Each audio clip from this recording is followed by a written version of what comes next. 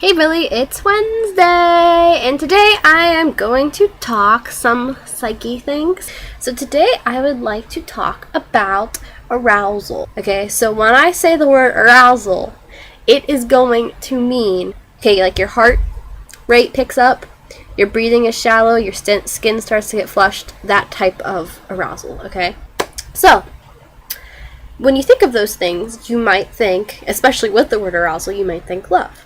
But you get those same exact emotions with things like fear, okay? Or when you're angry. The same thing happens for all of those. The same bodily processes happen for each of those emotions. So what you have to be careful of when you're feeling this arousal is how you attribute it. A study was done that they brought people in to a group, and to a study group, said they were going to have them do a survey. The researchers gave each test subject a small amount of ciprofloxacin, which is a drug that increases your heart rate, makes your breathing shallow, makes your skin flush, stuff like that, okay? Then the test subject was given a survey. Now, there was another person in the room that was also taking the same survey, and as they were taking the survey, the test subject realizes that the questions on the survey are kind of really personal questions. For example, the questions could be, with how many men has your mother had extramarital relationships? And like really personal questions like that.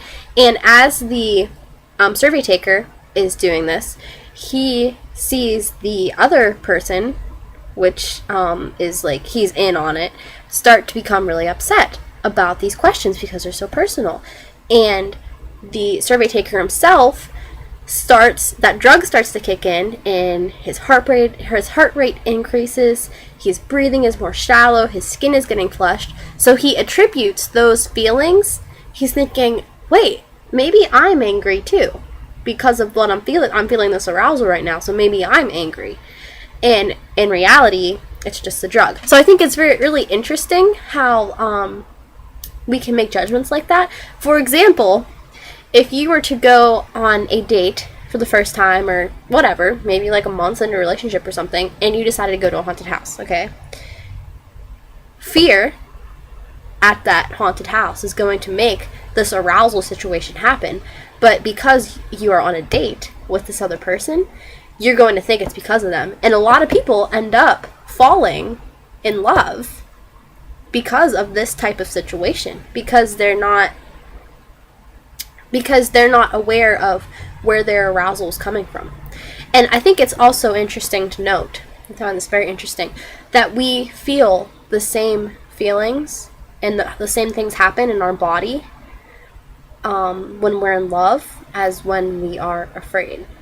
And I have no experience with being in love, but I know what fear feels like. And it's interesting to me that people have a fear of love, because it's the same feeling.